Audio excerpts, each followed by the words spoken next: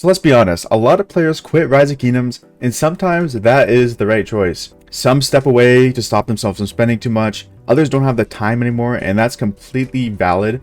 But there's another group of players who just quit out of frustration right before they experience what makes Rise of Kingdoms actually special. And this video is not to judge anyone, it's just to talk about why people quit too early and what causes that burnout, and what's really waiting on the other side if you stick around in the game. Before we get into the video, I want to announce that I will be live at Reset spectating some training that is going to happen in our pre-KVK. If you guys want to come hang out on stream with me and chat in the chat, if you haven't been in my stream before, come say hi, why not? And yeah, let's get back into it. Let's talk about the early game burnout. When you first start Rise of Kingdoms, it's exciting. You're unlocking buildings, you're doing expedition mode, you're upgrading your cities, you're upgrading your commanders, you're joining alliance, you're building alliance territory, you're building alliance fortresses. But then around City Hall, I would say 15 or 16, the whole game slows down and upgrades start taking hours and then days and then weeks, and you're starting to feel stuck. This is when most players quit the game. And the truth is, Rise of Kingdoms does have one of the hardest early game progressive curves in mobile gaming that I've seen so far. I played a lot of mobile games, and the first few weeks are basically just a test of endurance. If you can survive the slow period of building up your city past City Hall 16 all the way to City Hall 25, that's when the game actually opens up to massive KVKs, huge battles, ball fights, better commanders, and rewards that really matter, like winning KVK with your kingdom, and it feels meaningful at that point in the game. But players don't make it that far. And I think a huge reason why people quit the game early is because they don't have a goal. A lot of people see this game or maybe they don't even see this game, they just get an ad and start playing, and they don't really know what they want in the game. Do you want to hit a certain power? Do you want to hit a certain commander? You want to hit a certain march? The key to having fun in this game is picking a goal and then getting to that goal. Most people just log on and do their missions purposely. A lot of new players just log on and just follow the missions without purpose, without having a true goal in mind. Now, I will say it is difficult to know of a goal when you haven't played the game yet, which is why a lot of first accounts fail and a lot of people do restart accounts. But I think the most important thing is finding a cool alliance to support you and teach you. And a cool way you can guarantee this in Rise of Kingdoms, if you haven't started playing this game before or don't know, you can join the official Rise of Kingdoms Discord, and there's a ton of restart projects getting posted there. Join a couple, see what's up, see which vibe you mesh with, and then maybe that will be the kingdom for you. But yeah, just having an alliance to chill and grow with, that is one of the reasons why a lot of people play this game, for the community. Now, another reason people quit is they compare themselves to the whales. You see players with maxed out commanders, millions upon millions of power, and think there is no way I can compete or catch up to them. But the truth is, Rise of Kingdoms is a long-term game. You are not playing Rise of Kingdoms to compete against the whales in KVK 1, and you are not alone if you think this. When I started playing Rise of Kingdoms, I personally thought this.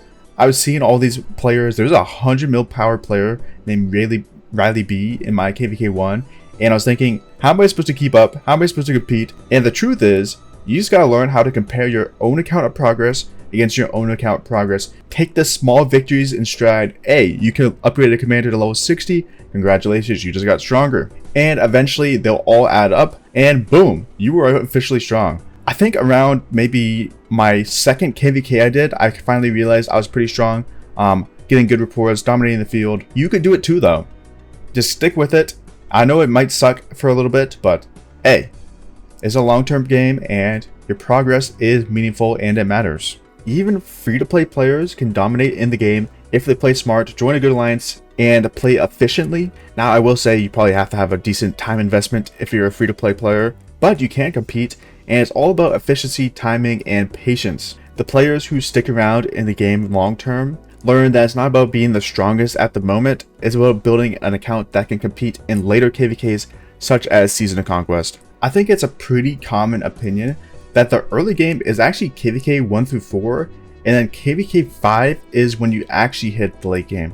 So you guys are officially still in the early game if you're in KVK 4 or younger. So take your time, enjoy the early game before you get to the late game, and that is when your account progression actually starts mattering. Now, another huge reason why people quit the game is they don't join the right alliance. And what do I mean by the right alliance? The alliance you join can make or break your entire Rise of Kingdom experience. If you're in a dead or an inactive alliance, the game will feel boring. You feel like you're playing a solo game, and this game is multiplayer. It's supposed to be a community game. A good alliance will change everything. You'll get consistent helps, you get advice, which I think is the most important. You get gifts when people spend, and you will be able to play alliance events together and fight together, which is honestly the most fun, right? It gives you kind of a reason to log on, and when people quit a lot, it's because they haven't found their community to play the game with that makes the grind worth it. If you're grinding alone, it's kind of miserable, but if you're grinding with a community of players that you like playing with, then it becomes super fun.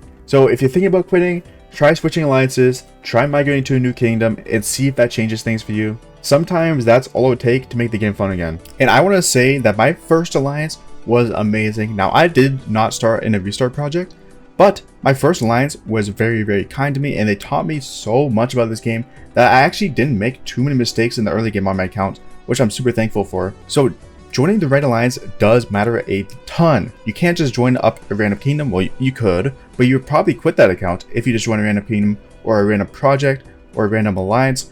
You gotta find the right community for you so you can enjoy this game with the right community, you know? Now, another reason people quit is because they don't understand the event timings. Rise of Kingdom is built around events. There's events that show up weekly, events show up monthly, and you have to be prepared to be able to invest in the right events. Timing is everything. If you don't know when to use your gems, when to train troops, you'll always feel behind other people that do know when to do that. And this frustration does lead to a lot of new players to give up. And this is just a learning curve. A lot of new players don't know when to invest in these events, and this comes back to joining the right community and right alliance as well. But once you start actually investing at the right moments and have the correct timing, you'll see real progress and you'll get rewarded for it by winning these events. Now, this is the biggest reason I think people quit. They don't experience KVK. Now, KVK is obviously kingdom versus kingdom, and it's the big event that comes after, I think, 3 months of playing the game. If you quit before your first KVK, you're basically missing out on what Rise of Kingdoms is all about. KVK is the end game.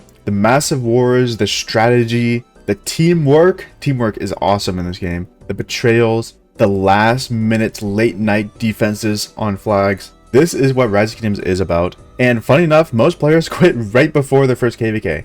They play for maybe a month, 2 months, and they don't play for that extra month or 2 months to get to KVK. Once you experience KVK for the first time, the game completely changes and you start understanding why people play this game so long because it's so fun. But yeah, most players quit Rise of Kingdoms way too early and they give up before they find the right alliance, the right kingdom, or the right community to play with, and before the game actually shows you the real depth of the game. If you're thinking about quitting, maybe take a step back and instead of walking away, find a better alliance, find a better kingdom, see if you can improve your account in some of the methods I talked about in this video. Maybe just try to stick around for the first KVK and see if you guys want to keep playing. Once you get past that early wall, this game opens up and it's super fun. If you made it this far in the video, make sure you drop a like and subscribe. It really helps my channel out. And let me know in the comments, what's the biggest reason you've seen players quit the game, or why did you quit the game yourself? And if you're still playing, hey, you're closer to the fun part than you think. Thank you again for watching, and I'll see you guys in the next one. Peace.